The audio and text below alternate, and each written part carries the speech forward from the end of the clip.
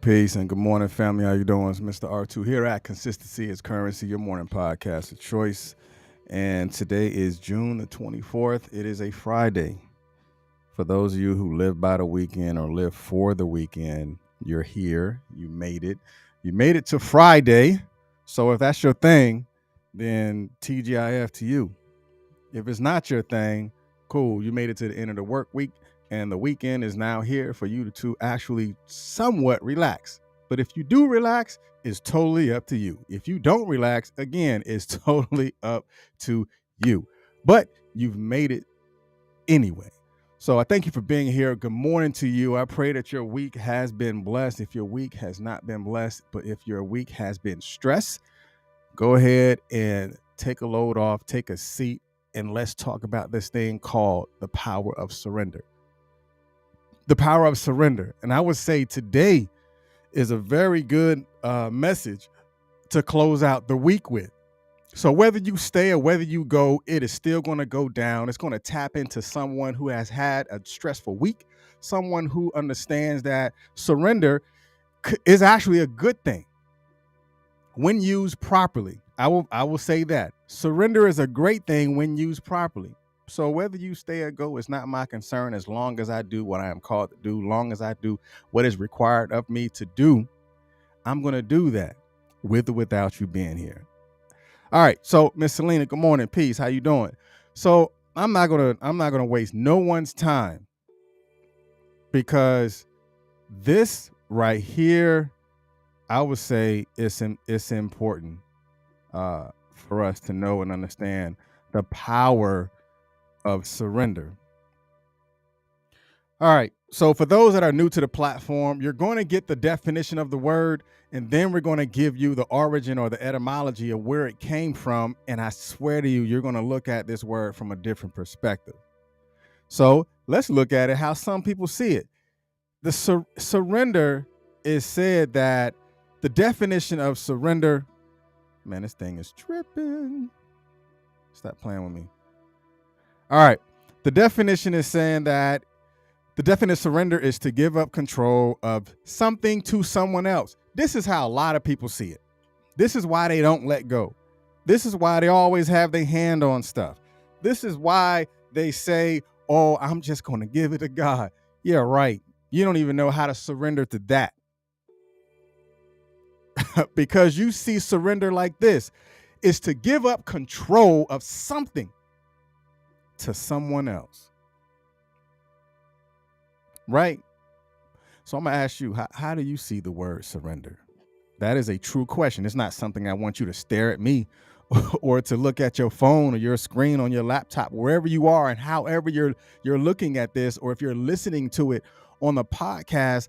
I'm not asking you just to listen. I'm asking you for you to actually respond and communicate. If it's not with me, communicate with yourself. But those that are watching on Facebook, again, thank you and gratitude. Put your response inside the chat, because we're going to dissect this all the way down. You got two definitions I'm going to give you. Then I'm going to break down the etymology of surrender from the conjunction itself. So again, how do you see surrender, and how do you see yourself in it? Is it a problem for you, or something that you're working on, or something you're just not interested in? Again, it is saying the definition is to give up control of something to someone else. So now let's do this. Surrender is also abandon oneself entirely, to give into. In the parentheses, a powerful emotion or influence. So the inversion on this is red over white, which is abandon oneself entirely and give in. So the power of surrender is you abandoning yourself. That's where I want you to see it. That's what I want you to look at it. Because again, everything that I'm showing you is something that you can go and research and find yourself as far as in the definition. But we're looking at surrender not as this person, man, I'm not giving nothing up. Man, no surrender, no retreat. All right, bet. Stay like that. Stay like that and see how long that's going to work for you. for you pushing back against something that you don't have to push back against, for you to fight against something that you don't even have to fight, because a fight is really with inside of you, because you're fighting against yourself. You're fighting against those gifts. You're fighting against the purpose. You're fighting against passion. You're fighting against everything that you have within inside of you, because you are so stubborn that you don't even want to release it. You want to sit on this definition. I'm not giving up nothing to nobody. Bet. But can you release yourself enough in its entirety to give in and submit to the will? So let's tap into the etymology of it. It is Anglo-French, which is surrender. I don't know. I didn't take French. I took Spanish. I got a D in it, but whatever. We're not going to talk about that. It's not the subject. But word was forming the element meaning over, above, beyond, in addition. So what I want you to pay attention to again is red over white, which is over. Now I want you to remember it, because it's going to carry over, and I want you to piece this together. The sur of surrender, as you see it highlighted in white over red in surrender. The sur part is the Anglo-French surrender, which is the over, above, beyond, and in addition. Because sometimes you're going to have to get above what you're under. You're going to have to be the bigger thought. Or if you're ever going to get over it, you're going to have to surrender and submit to something. Now, I'm not talking people. We're talking the you, the self-sabotaging you. The you that tells you that you quit. The you that told you that you give up. The you that told you that I can't do this anymore. So again, over, above, beyond, in addition, because if you're ever going to get beyond it, or get beyond this situation, or get beyond their circumstance, you're going to have to, and if you want to succumb, nice play on words. If you're going to get over or succumb to being a victim, if you're wanting to actually find victory in it, you're going to have to surrender and learn those lessons in order for you to be above it, or beyond it, or get over it. So let's talk about the render part. Old French, render. I think I said it right. It sounds good. Mwah, whatever, render, which is to give back, present, or yield. The Latin render, I'm sure I said it wrong, but cool, whatever. Put it in a comment if you want to correct it. But it's to give back, return, or to restore.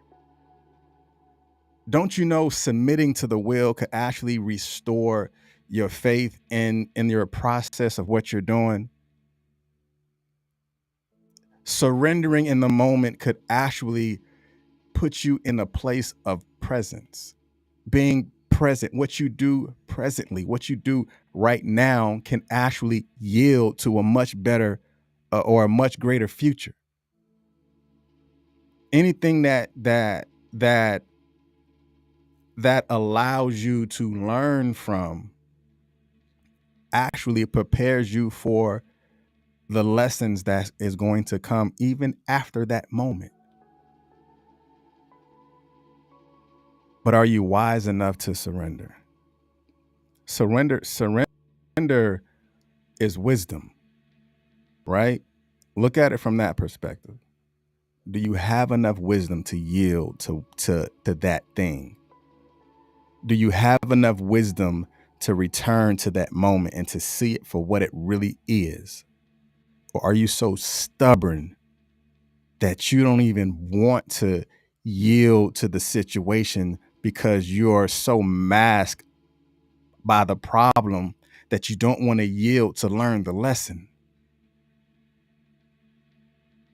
Because you can render the best part of you, because you sat presently in the moment and open up your eyes and your heart and your mind to learn that particular lesson. You surrendered to the moment. All right. We're talking about the power of surrender. So let's take this quick deep dive. If there's something that resonates with you, go ahead and put it into the chat, because there's people who are watching on the replay and they can tap into what you have to say as well. How do you see the power of surrender? Are you still that person who sees the first definition and not the second, where you can actually begin to submit to one's own self in order for you to move forward? How do you see it?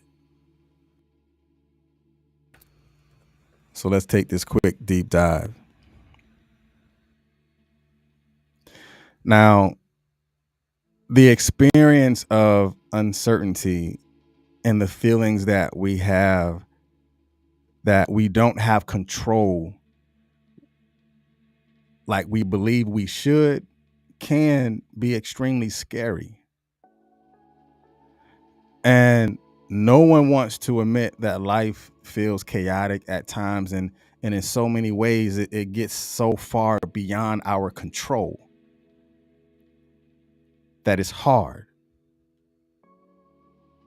And trying to control those uncontrollable things can definitely trigger stress. It can definitely trigger anxieties. It can become overwhelming, and unhappiness and depression can set in because you're trying to fight so much against something that does not have to have a fight with, but you're fighting it for whatever reason. You're fighting it. You put your gloves on for something that you shouldn't fight, but the things that you should be fighting with or against, you're docile. You do nothing about. You're fighting the wrong thing, and you're fighting at the wrong time. And because you're fighting the wrong thing at the wrong time, you're not getting anything done. Stress has taken over. Your anxieties have taken over. It becomes so overwhelming, and you become so unhappy because you don't know, you don't even remember how to fight. So let's tap into these four things that I want you to understand. So the first thing I want you to understand is that allow yourself to vent. It's okay to vent, but I want you to do it in a limited capacity. I want you to do it in a limited capacity, because if we allow ourselves to vent too much, we can actually begin to turn ourselves into the victim, which will possibly create more negativity. It would allow you to turn yourself into that person that you said that you don't want to be anymore. It allows you to stay in that pressure. And when you talk about it over and you vent about that thing, like I hear all the time, the moment has passed. But when is that moment going to pass for you? Now, again, it's okay for you to vent, but do it in limited capacity because you're human. But a certain amount of venting is helpful for preparing you to feel, because you're human. Again, it prepares you to feel, and it's safe to practice surrendering and letting go, because that's the venting. The venting allows you to let go. The venting allows you to release some of the heavy weight that you find yourself, or the weight that you find on your mind. It allows you to let go.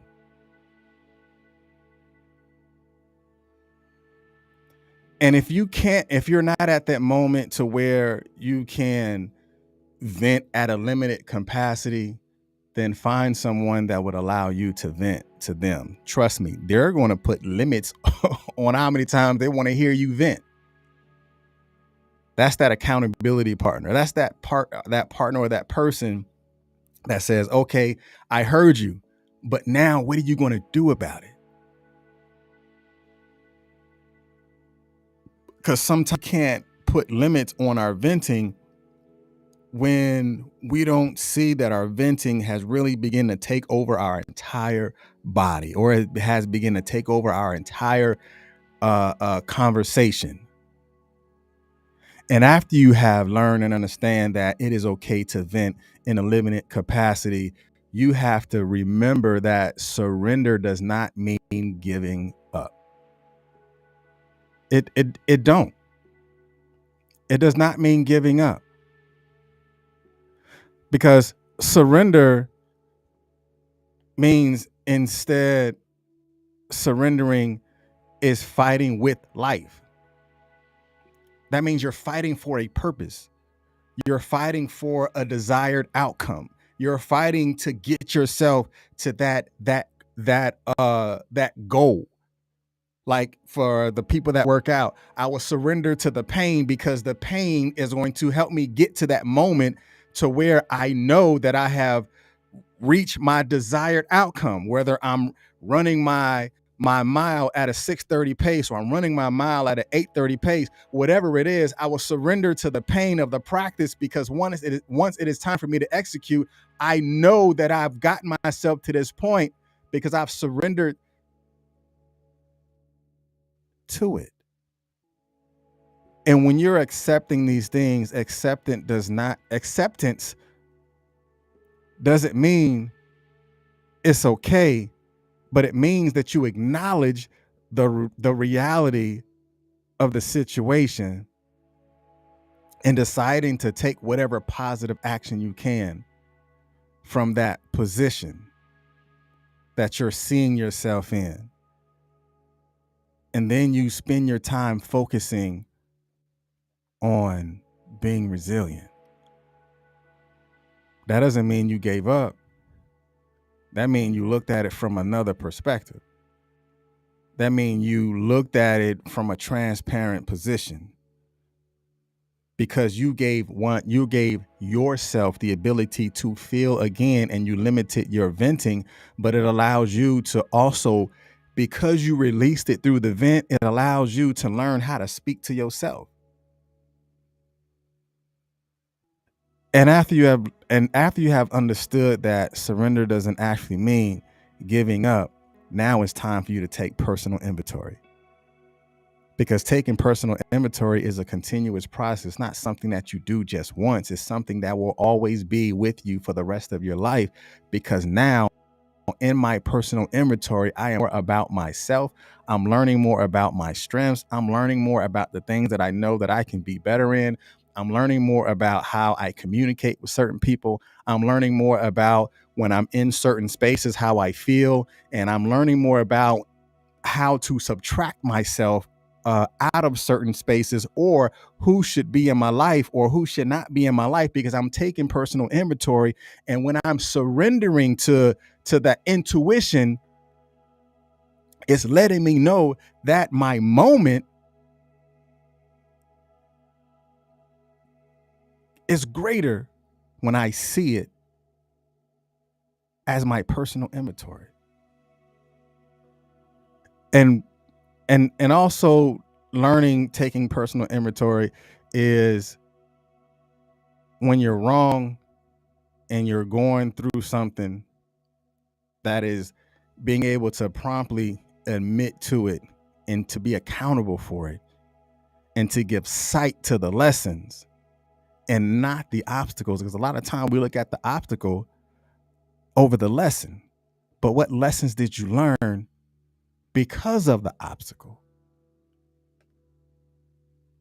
And what lessons did you learn in the storm? Because people may say, trouble don't last always, but you have to look at it from this perspective too. When you take the personal inventory, trouble has a strong line in itself back. That's why I say taking personal inventory is a continuous process. because things have a way of finding itself back to you. It's going to come back in a different shape, or it's going to come back in different people. But when we don't take personal inventory, we can't see where we had some sort of involvement in it or with it at the same time. And after you take that personal inventory, just take a pause and notice that you're wanting to control things instead of pausing. There's power in the pause. I'll probably do that next week. I might need to write that down. There's power in the pause. Taking the tactical pause, as we say, especially for those at prior service, taking a tactical pause and to listen to the inner you or the wind, or simply just sitting and listening to the silence. Allow yourself to practice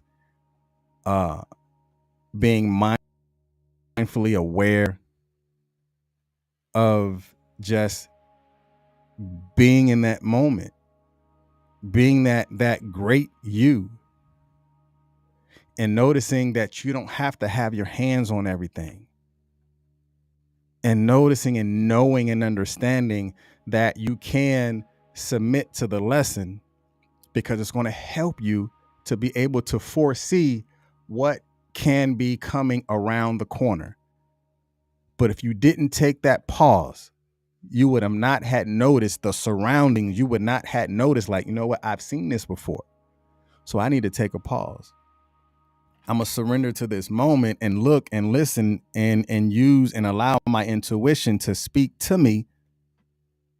Instead of me running dead into this wall, I understood that there was a wall around the corner because this looked familiar. Or sitting in this business meeting and I'm hearing these words, I'm going to take a pause before I actually make my decision. I will take this pause just to ensure that I'm not speaking out of term or context. Taking a pause. I'm gonna leave that alone. All right. That's one of the things that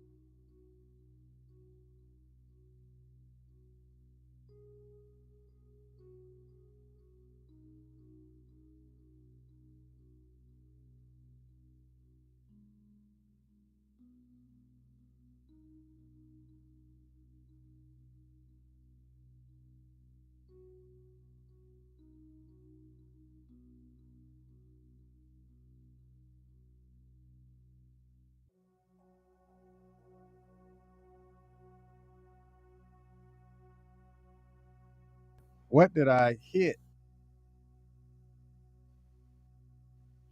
1, 2. How about now? How about now? Can you hear me? Yes, no, maybe so. I see the EQ moving.